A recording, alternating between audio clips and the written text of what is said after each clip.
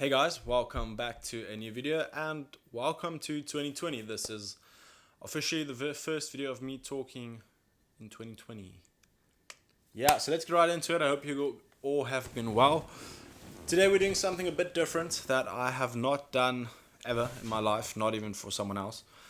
We're doing a Q&A. So a couple of days ago on Instagram I asked you guys if you wanted to ask me something and that could be related to anything, and yeah, we actually got a lot more questions than I expected us to get, so let's get into it. Now, most of these questions are questions that do require their own video because most of them you have to go a bit in depth, and that does take time. Not depth-ish.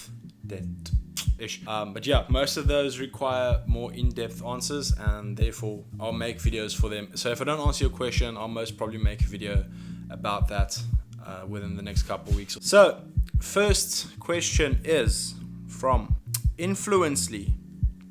Would you like to attract and gain real followers?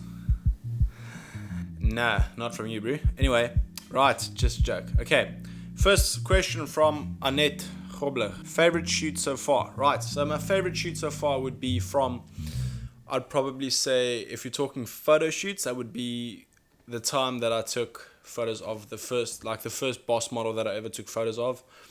Her name is Kaylin Doyle. I took photos of her back at the end of 2015. Yeah, super stoked. Like, that was so fun. She was such a cool person. And yeah, shout out to her if she's watching this. Annette also asks, favorite model? Right, Cam van Tonder asks, how did you get into shooting music events? I wouldn't really say I got into shooting music events. I went to Ultra a year or two ago. Winded up not filming there as I had a wedding the next day. I think Ultra was the Friday and I had a wedding the Saturday. So I was gonna go film there because I did get tickets from them, and went there, just checked it out, and then left again because I had to travel quite. I think we had to fly to where was that? We had to fly somewhere for the wedding basically, and then I couldn't stay. And then this year, 2019, I entered to go and film at Ultra again, and then didn't get in, so that sucks. However, I did shoot and film at Secrets of Summer 2019, so if you did see me there, away, and then if you did not, shame. Anyway, so I think Cam is asking, how did I get into shooting music events? Either from a perspective of me always shooting fashion and now suddenly I'm at events, or how did I actually get into it? So Secrets of Summer was a bit different. I have a mate, Charlie. He also owns a company called Cat Media Photography, and he phones me the one day. He's like, yo dude, you know the small event Secrets of Summer? I mean, Secrets of Summer is not small, but it's not like the biggest, but it's quite big in Cape Town. And it was like, yeah, so I'm gonna go shoot there. I got tickets. I'm part of a team, so you want to come with and just grab some content? And I was like, hell yeah. So I'm using that footage now. I didn't make a 1 minute video that I did upload to YouTube yesterday, so you can go check that out. I'll put a link or a card here or the link down in the description. But I am using that footage to try and get into different music festivals and events and stuff. So how did I get into it? Through a mate, so word of mouth basically. And then yeah, let's see, probably future music festivals will be based off of my first video that I posted from a festival. Although Cam van Tonder actually makes super dope videos. He's made a bunch of from when he was at Ultra and Max Harrell DJing, and Cam, dude, bro, you also make dope videos. Why are you asking me this? Zaline is actually asking me 3 questions. She's asking me where to find clients, how to color grade, and best editing advice. I think for those 2 questions I'll make a video each on their own. So I'll make a video on how to find clients, and I'll make a video on how to color grade. But for best editing advice, I'd say get yourself a proper computer or laptop. I personally use a laptop because I do travel a lot. That's powerful and that makes the editing experience for you shalana, like my dad says. And what I mean by that is when you work with big timelines of over an hour, 2 hours worth of footage, and then that's 4K footage, that's high frame rate 1080 footage, You have to color grade, do effects, do sound design, do motion graphics, do tracking. Best editing advice would be get yourself a computer that's capable of handling all of that, because only then, once you start editing and you find your workflow, like, then that's going to be a good edit. You're going to have a good editing experience because you've got good hardware to back that up. So best editing advice would be get into the zone as well. So me personally, I don't really edit during daylight. Like, even if I don't go out the entire day, I'll just chill at home, watch YouTube, maybe do emails and stuff, but I won't edit. I mostly edit at night because that's when I personally get in the zone. So find yourself a time frame that gets you in the zone and try and stick to that. Try to make that like a routine. Try and I put my phone on silent and then just put it away when I edit. I like disconnect my computer from the internet, all those things, close the door. When I edit, I'm in the zone. Like, you're not going to get a hold of me. So yeah, that's maybe a second piece of advice. Next question is also from Zelene. How to deal with awkward couple? Communicate. Just communicate. Talk to them. Be like, hey, it looks like you like a bit uncomfortable. Is everything okay? What can I do? How can I help you? Like, being upfront. I mean, that's all. I would never like see a bride or someone being uncomfortable and then just be like, hey, like, it's like, go to them and be like, hey, you look a bit uncomfortable. Is there anything I can do? What can I help you? What's wrong? Because sometimes it's not even you. Sometimes it's someone in the background or just someone looking at them, making them uncomfortable. So just communicate. I think that's the best advice I could give you. Leroy Intini, this guy owns a page called 1 Billion Portraits, so shout out to that. He asks me, which is better, APS-C or full frame? So APS-C is crop sensor. Now, and a regular full frame sensor is usually about, I think, 30 by something, but it's a big sensor. It's about this big. And now a crop sensor is about that big, just around 1 inch probably. And once again, that all depends what you do. So me personally, this is also another question of him, is what gear do I use, but I'll get into that. Me personally, I use a APS-C size sensor in my camera. I've got a Canon 250D. It has dual pixel AF, it has 1080, 50 and 60, it has 4K. So full frame, I'd mostly say if you're only doing photos, invest in full frame definitely. Especially when you're shooting at 1.418, it makes a big difference. If you're going to be doing like big billboard prints, I'd recommend shooting full frame. Because full frame, the pixels are like a lot bigger, so you can capture more detail per pixel, and full frame just generally gives you a better looking and sharper image. Whereas if you're doing more sports photography, you can also shoot with like a 1DX Mark II or 1DX Mark III that's coming out now. But most people that do wildlife and sports photography actually use APS-C sensors because of the smaller sensor. A 70mm wouldn't be 70mm, it'd be more like a 96mm. So it does give you a bit of extra focal length because of the smaller sensor. So yet again, depending on the situation, both of them are good. I mean, my camera, the 250D, has mostly the same specs as the EOS R. The only difference is in 4K it doesn't have dual pixel where the EOS R does, but it has to have dual pixel and eye tracking in 1080, and then it doesn't have log, and its bit rates are a bit lower. But other than that, and it's a crop sensor. Other than that, not much. So it really depends what you're into. My homie Torn Fisser asks, bro, I miss you, like, please come and visit. My homie asks, what's your favorite style of content to create and your favorite to consume? Okay, good question. I actually love this. So my favorite type of content to create would be anything where I can be as creative as I want. So basically, I can go shoot like what I did with my Secrets of Summer video. I can go shoot the content, the video, the photo, and I can, like for the video especially, I can put that together how I want. It's my creativity that goes into that. No one's going to tell me this needs to change, this needs to change, and this needs to change. It's all mine.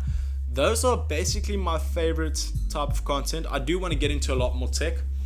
I'm a tech person. I've been a tech person since I was young. I used to create tech videos on older YouTube channels that no longer exist, and they did quite well. So I'm going to get back into that. So I'm looking to shooting more tech. My favorite style of content to consume is tech, obviously. I don't know if you guys know Marquez Brownlee, better known as MKBHD. I mean, like, that's what we aspire to be when we create videos or technology videos. The guy records on a Red camera, So basically, yeah, my favorite type of content to consume would be technology, and then content that my friends create, or content that inspires me. And most of the time, that wouldn't be content that like makes me want to like, oh, I want to do that transition. It will more be content like it makes you feel like, whoa, I want to create. So a local Cape Town artist, youngster CPT, I actually took photos and videos of him at Secrets of Summer. He's got one music video called Young Van Riebeck, and the funny thing about that video is, like, even though it's a cool song, is every time I watch that video, it makes me want to shoot music videos. And like, I don't know why, because I mean, all the shots they do, I can do with my gimbal, and I can do it with the camera that I have, and I can do everything. But something about the vibe of that video makes me want to create. So to create content would be like tutorials to teach people stuff, to do vlogs like this. It's really nice. And to create tech videos, it's really what I'm into. My favorite to consume is 90% tech, or let's say 80% tech videos. About 10% like memes and stuff, or like let's rather say creative stuff, stuff that inspires me. And then the other 10% would just be content that my friends create, content that reminds me to keep on creating.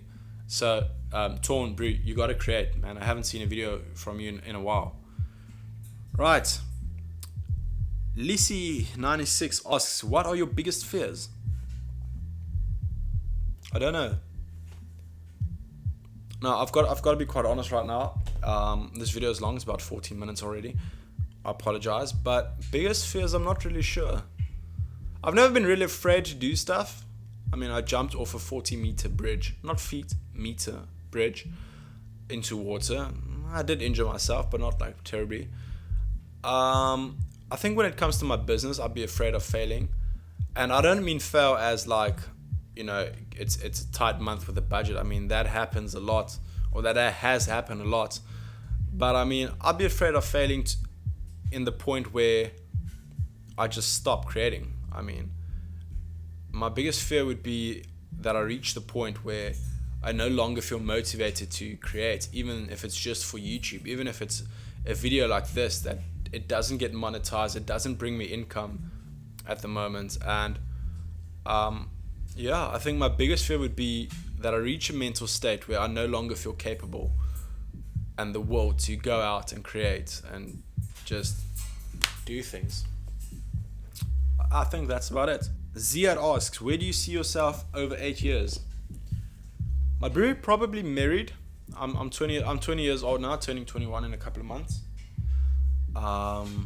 So yeah, I think probably married, probably having a rather big studio of my own with employees working for me. Hopefully a couple more in already, maybe a couple 10, 20 more in already.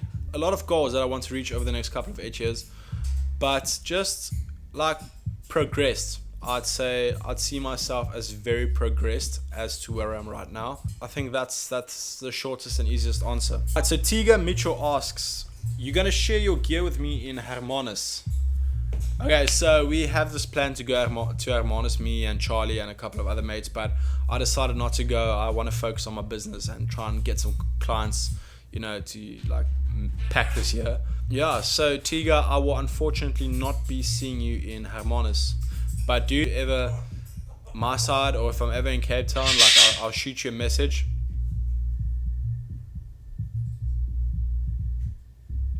One second. Yeah, so dude, unfortunately I won't be seeing you in Hermanus, but if you're ever my side, or if I'm ever in Cape Town, I'll let you know, and you're more than welcome to use some of my gear. PC Knutzer, my best homie, asks, future plans with your YouTube channel, and what gear do I want to be using? Oh no, what do I want to reach before the end of 2020? Okay, so right now I'm shooting crop sensor. I'm shooting not kit lenses, but I'm not shooting ALF series. I'm not shooting Sigma Art lenses. I rent some of those lenses from time to time for my projects. So with YouTube, my future plans would mostly be to grow this channel, not to like use a lot of clickbait, not to sell a bunch of stuff.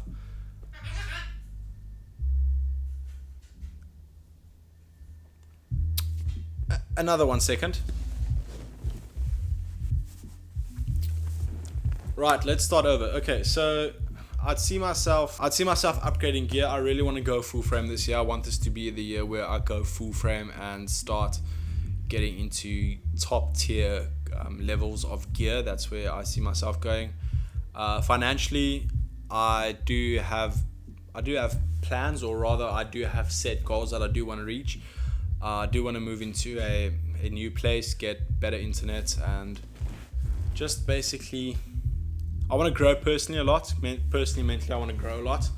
I want to reach a lot of stuff. And then for my YouTube for the next year or the future, basically, I'd want to grow this channel and then later on start getting into tech. Right now, I'd really love to do a lot of tech stuff. I mean, the Galaxy S11 is right around the corner. I love to do a lot of tech reviews, but like right now, it's not financially able for me to get those devices in hand, and the channel is not at a point where a company like Samsung or Apple would send the products to me to review.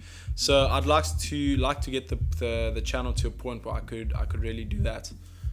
And get those things off the line and then really start growing. Vinstra asks, favorite and least favorite thing about being a photographer?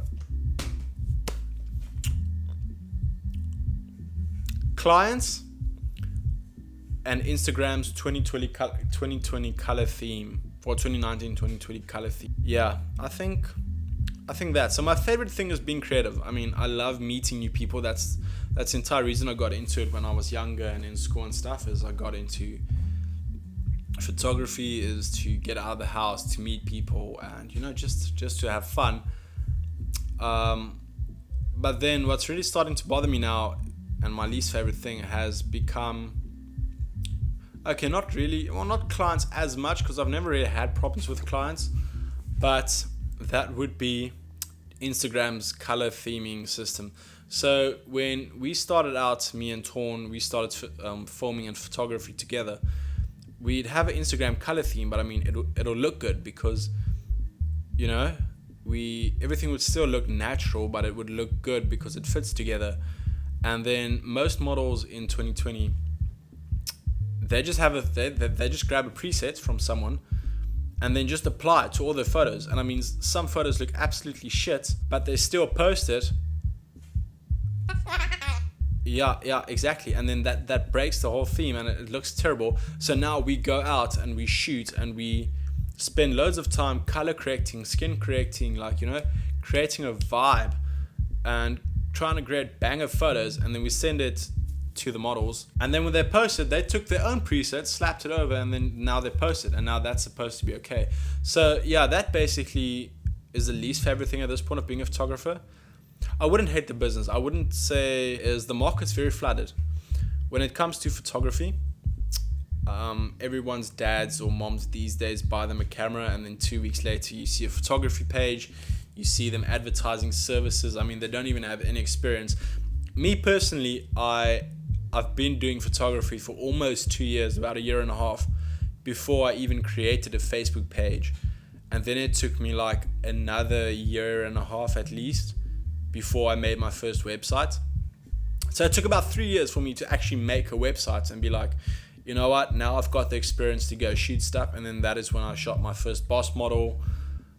And yeah, I'm here. It's about 7 years later, and I'm running a professional film and cinematography and then photography company. So but I would say the market is very flooded, so that's one thing. So it's always hard to nail down your niche and get it to a point where people are like, screw the market, I want that.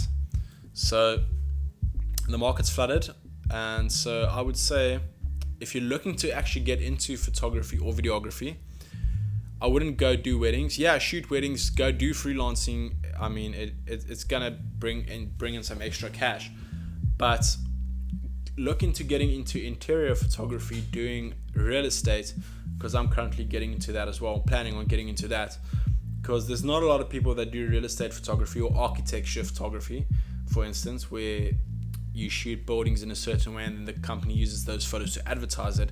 That brings in good money. And then real estate videos, or even just creating your own stuff. I mean, that's why a lot of people today create YouTube videos, because it's what they create. There's competition. YouTube does have competition. So yeah, YouTube does have competition, but it's not as much pressure on you. I mean, if you have a full-time job or you're still in school, I mean, start now, because as long as you have an income and you can build YouTube to the point where you could create an income, then yeah, do that. So I think the market's being flooded is bad thing number one, and Instagram's color themes that are not being used right is bad thing number two. And favorite thing is getting to do what I want, when I want, and how I want it. Thanks guys for tuning into this video. I'll see you in the next one. And yeah, feel free to leave some stuff down in the comments below, what you want me to film next, create for you. And for those questions that I didn't answer, I will be creating videos on those questions separately, as they do require their own like full in-depth video. But yeah, hit the like button if you like this video, and if you want to see more content, feel free to subscribe, and then I'll catch you guys in the next one.